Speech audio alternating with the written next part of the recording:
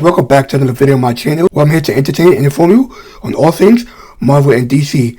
So, can the Suicide Squad game and Gotham Knights live up to the hype? We're going to be answering that question today. But before I answer this question, hit that subscribe button, turn that bell notification to get notified when videos like this and so much more drop. So can the Suicide Squad game and Gotham Knights live up to the hype of Spider-Man 2, Spider-Man, Miles Morales, and all the other Marvel games? Now, the first question we have to really ask ourselves is, will it be worth it when the game comes out in 2022? Gotham Knights was really supposed to come out this year in 2021, but it got pushed back. Yeah, I'm pretty sure that it can live up to the hype and all of our expectations. But yeah, with really what we got at DC Fandom, and DC Fandom is like 2 weeks away. But yeah, with the trailers that we got from Knights and the Suicide Squad, I could pretty much say it's going to live up to the hype of it. It looks to be very, very different now. It looks to be very different as such as Batman is not fighting against the Joker 100 times over.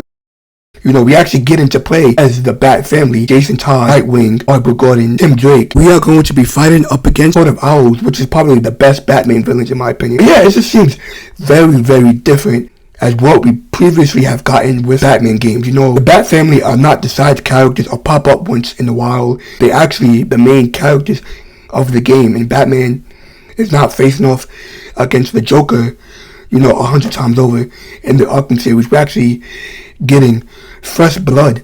We're getting the Court of Owls. We're getting Mr. Freeze and all these other Batman villains that are probably going to show up in Gotham Knights. And the same thing goes for the Suicide Squad game as well. The first time we're actually getting a focused game centered around DC villains, the Suicide Squad, and this is the first time ever that are going to be getting some type of perspective on how things are going in the villain's point of view, which we never got in a kind of like a DC game. The game that really comes to mind with that is Injustice, which is kind of a fighting game, which you could play both as heroes and villains.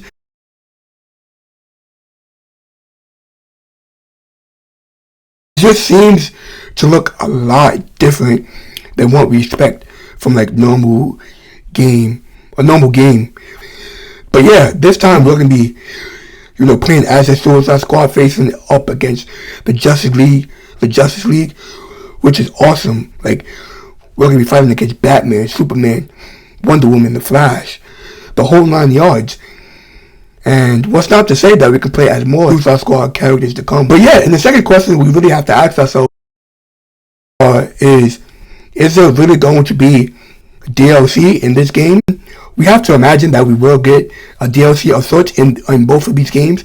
As far as the Suicide Squad Kill the Justice League goes, I'm pretty sure we're going to get more side missions with these characters and go into different places like Gotham City, or more missions in Metropolis, or even Coast City or Central City. But yeah, that's really all.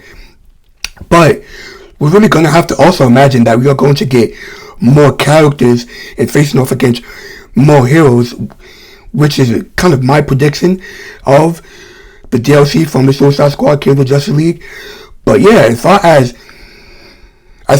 Gotham Knights go, we are probably going to get something with the Court of Owls, facing off against. I'm pretty sure we're going to have to face against more of Batman's rogues galleries in this DLC, going to different parts of Gotham City to face off against other, Batman villains. Or maybe the Court of Owls are still out there and we have to defeat them, or, whatever the case may be. But yeah, really, that's all really that I have to say about the DLC. Now, to answer the question, is the hype really there for both of these games? I mean, yeah, it's all about what you really want to play and what you are really excited for. Now, just to really answer my question, I'm really hyped for both of these games. I'm really excited about Gotham Knights and the Suicide Squad Kill the Justice League. Pretty sure I can speak for everyone here and say we are pretty much excited for both of these games, and the hype is real for both. And yeah. Yeah, those are just my predictions for what I think is going to happen after we wrap up the main story of both of these video games. But hey, what do I know? I'm just a guy who's obsessed and loves to talk about all things Marvel and DC. So, if you guys like this video, give that video a like, subscribe button, turn on notifications to get notified when videos like this and so much more drop. And leave a comment down below. What do you think that we are going to see from Gotham Knights and from the Suicide Squad from DC fandom? Do you think that we are going to get DLCs for both of these games? And which game are you hyped for the most, the Suicide Squad or Gotham Knights? With that being said, I'll see all you Bat family members in the next video.